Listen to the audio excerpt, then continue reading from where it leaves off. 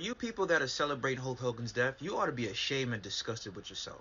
Yes, Y'all pick me wrestling fans be annoying the fuck out of me. I ain't even gonna hold you. I think I could speak for 98% of wrestling fans, and the 2% I'm not addressing are children. 98% of wrestling fans in 2025 can identify that when we watch WWE, we are tuned into watching characters, like how we watch like Tom and Jerry, Ed, Edd and Eddy, or just even shows like Power or whatever the fucking case is. There are characters on TV, right? But we do understand for those characters to be executed, real people have to play them out, right? So Terry Bollea, the human, the person, is the person that played a character, a not real thing on TV, right?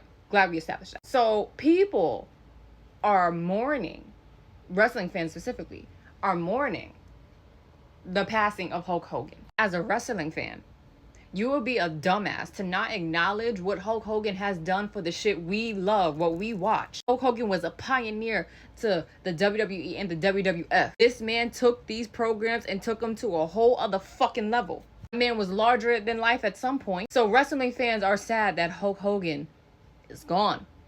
We just heard our character that we fell in love with as children passed away. However, wrestling fans are still people. And people can understand that Terry Bollea, the person, was a piece of shit. Terry Bollea has been very loud and vocal about not giving a fuck about anybody else that don't fit his agenda, or let alone look like him, like you keep saying. So for you to sit here and scold people for giving him the same energy that he has given people, insane. And just really quick, black person to black person, let's have a conversation. It's a black person conversation, y'all, real quick. So if you're not black, please close your ears for this part. Hulk Hogan, the character, his whole thing was being a real American, a white American, fight for the rights of every man in a country that's not fighting for the rights of every single man, right? Because who was always getting the worst end of this American dream?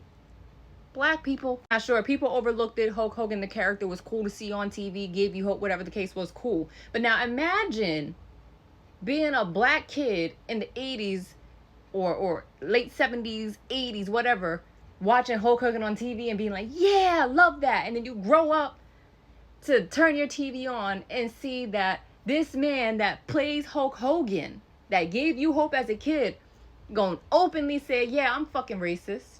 N-word this, N-word that. I only like N-words if they play basketball because at least it makes up for something. Imagine how discouraging that is. So for you as a black person to be getting on this platform scolding anybody about them not really giving a fuck about Terry Bollea's passing, a little weird. Because he, again, has said several times he don't care about anybody fucking else. And his actions have also showed that. Now, fuck the racism. Let's talk about the lack of care for other people. Because it wasn't just racism that's the reason why people don't like this fucking man. This is John Graziano. This was Nick Hogan's best fucking friend. You see that picture right there in the corner? That's how he looks now. You know why he looks like that? Because Hulk Hogan never put rules, boundaries, or anything on Nick Hogan. Nick Hogan went drag racing, crashed into a fucking tree. This is what the fucking card looked like after. Both of them motherfuckers could have died because of Nick's reckless behavior that Hulk Hogan refused to correct. While Nick goes to jail, you know what they catch Hulk Hogan saying? Terry Bollea saying on motherfucking phone calls? What happened to John was his own fault. He was a bad influence on you anyway. Realistically, this whole thing is his fault. He was a bad influence and he kept saying N-word this, N-word that, N-word this. Like, what the fuck? His karma is gonna be him being reincarnated into a black person. But yeah, fuck all that. So yeah, when you get out of jail, we gonna put you on TV. We gonna call your TV show Nick's Redemption. Don't worry, I'm gonna talk to the producers. I'm gonna talk to MTV. I got this on lock, son. Don't worry about it. Keep your head up. I support you. I love you. Oh, fuck the guy that your son almost fucking killed. Let's talk about the fact that we're gonna get Nick another TV show for his redemption arc. You know it's bad when WWE have to sit here and tell the fucking truth about someone's crimes on their own fucking website. Another lack of care. This man almost got Undertaker fired. Undertaker was WWE champion for about a week and he had to face Hulk Hogan. And Hulk Hogan is very well known for not wanting to put over anybody, especially new and up and coming superstars. This was Undertaker's big moment. Faced Hogan, took the loss.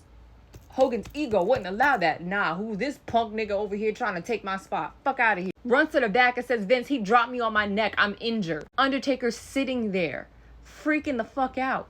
because this motherfucker almost got fired because Hogan lied. Thank God someone had the wherewithal to really review the footage and see that the Undertaker did the tombstone perfectly and Hulk's fucking neck and head never hit the fucking mat. Selfish. Or how about when he snitched on his best friend who was trying to form a union so that all of these performers could be protected and have a crutch? Hogan wasn't willing to take that fucking pay cut. So he said, yo, Vince, look what they doing. Yep, look, they about to form a union on your ass. Yo, you better go get him. You better go get him. I'm still gonna get paid, right? Yo, you better go get him. Selfish. Don't care about nobody else but himself. And in regards to his daughter, if you watch Hogan Knows Best growing up or Brooke Knows Best growing up, you would know Hulk Hogan wasn't the best when it came to Brooke. He tried to be great, but it just didn't work out. And in fact, Hulk Hogan, alongside Linda, is the reason why Brooke's entire career was derailed. All Brooke wanted to do was make fucking music and be a singer. Hulk was her manager because who's telling the Hulk Hogan no, and who's telling this big ass dude no, like crazy. I think it was Scott Storch that came out and said, yeah, I did music with Brooke because Hulk Hogan was gonna beat my ass. I didn't want to get my ass beat, so I started doing music with her. That's besides the point. Them racist remarks that came out that got Hogan fucked up was about her then boyfriend Stax. Imagine being in a relationship and being in love with someone for your father to come out here and publicly say, oh, I don't approve, like N-word this, N-word that. The only way I would have liked this guy was if he was a basketball player.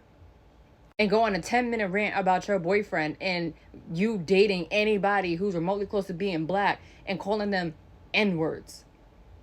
That put a ding on her fucking career. And not only that, if you watch the series, like I said, you would have known that Brooke Hogan was very torn up about the divorce between her parents, Terry, and Linda. Hulk Hogan responds by dating her best fucking friend. This is Christiane Plant. Now, granted, if it was me, bro, my best friend would have got her ass whooped. I ain't even playing. I would have beat her ass. I ain't even gonna lie. But I would think my father would respect me, my feelings, and just have natural boundaries when it comes to me as his daughter. His seed. No. Disregard how I feel. You want to get your rockers off, take my best friend and fuck her. How embarrassing. Another ding on her career. Apart from everything else that happened to Hogan, to Terry, whether it was the sex tape or whatever else was, add this on top, all of that was an embarrassment to Brooke's career. And it was so embarrassing for her that she distanced herself from the family completely. So much so, in a statement to TMZ and other media outlets, she said, I haven't spoken to my father since 2023. You can Google this. She said, I'm at peace with the fact that he's passed away. He left this world knowing that I loved him because that was the last thing I said to him in 2023. After everything that was happening with her dad, this girl fled from Florida and went to either Texas or Las Vegas, I forgot which one, became a fucking waitress just to live life normal and get away from the nonsense that her father and her family was putting her through. And now in 2025, she is at peace with the fact that he is gone. That says a lot about the character of who Terry Bollea was. And Linda too, of course, obviously. And Nick.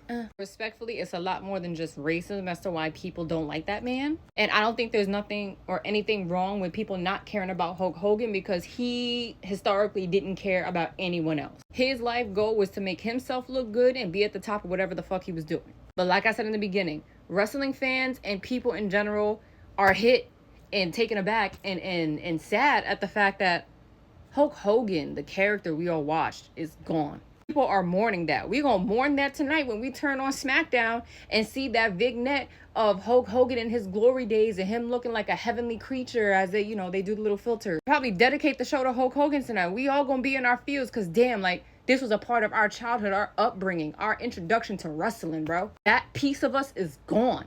But the human in us can identify that man that played Hulk Hogan was a piece of shit. Leave people alone and let them feel how they fucking feel.